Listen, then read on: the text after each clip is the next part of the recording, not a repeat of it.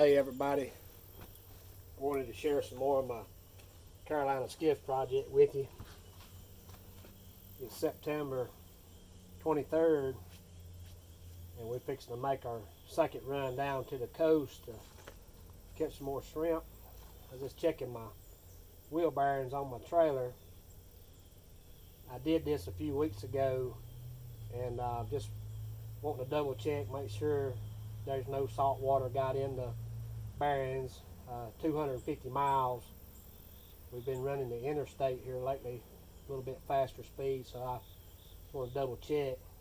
Thought I'd share a couple of little things with you.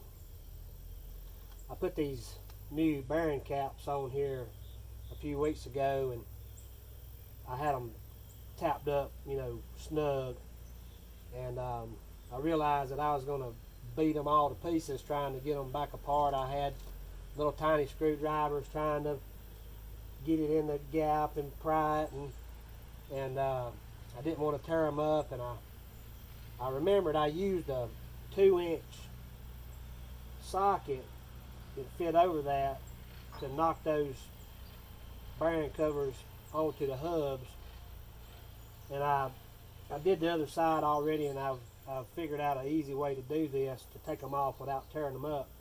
But 2-inch socket, looking at the flat, whichever way I'm going to tap it, I'm just line the flat up where I do, the less damage. Put it on here. Just barely tap it to get it started on this side. You'll see it open up right here. Take you a screwdriver, put it in that little gap you just started, and then cock the socket back the other way. Hold all this in here, hold your socket, hold your screwdriver one hand, and then come back the other side and get you another gap on the other side. Then you got a gap all the way around it. You can take a couple of screwdrivers, one on each side, and now you can just sort of twist it and it'll pop right out for you. No damage done. I like to keep everything clean. Don't get any dirt. Be careful don't have any dirt on your tires. Don't bump dirt down in your grease. Keep this as clean as you can. You might even want to wet your area down. So the grease looks good. I'm running a Valvoline. This is a Valvoline Cobalt. One of the things it mentioned on here was it was good for salt water. Anyway, I'm pleased with it. It's held up well. I had a little bit of moisture in here from last year when I tore into it this year, but the grease still held up good. It's a little bit brown looking, but I cleaned all that out and got a new dose of grease in it this season. So what I like to do is put my cap back on here just very lightly, keep the dirt and stuff from falling on it. Spin your wheel, listen to it. Does it sound good? Grab it each side. Does it have any play? Can you hear it wiggling side to side, top to bottom? I had just a little bit of play.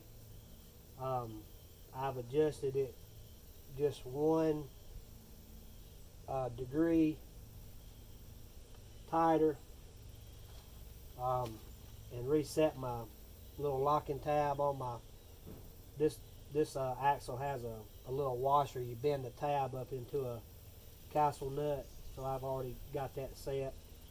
What I'll do now that I've installed this cap and taken it back out, now I'm going to put it back in.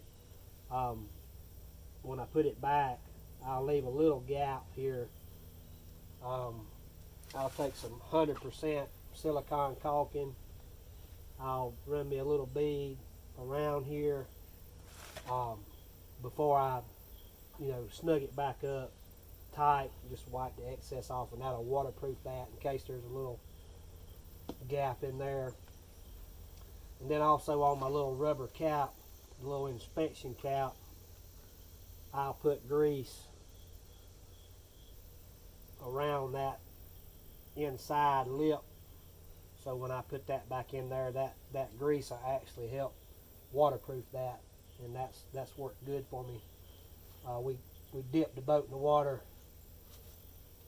3 times a couple of weeks ago, and everything's dry, so I'm happy. So I'll just top it up with a little bit of grease. I'll add some grease to the front. These axles, the grease fitting inside here, it sends the grease all the way to the inside bearing on the inside of the hub, and then I'll just add a little bit of grease here to the outside before I put that rubber cover back on. I hope this video's helped y'all. If y'all got any advice for me, or if I can help you with your project, my email address is joeyOgston@gmail.com. And good luck to y'all. Maybe I'll see you on the water.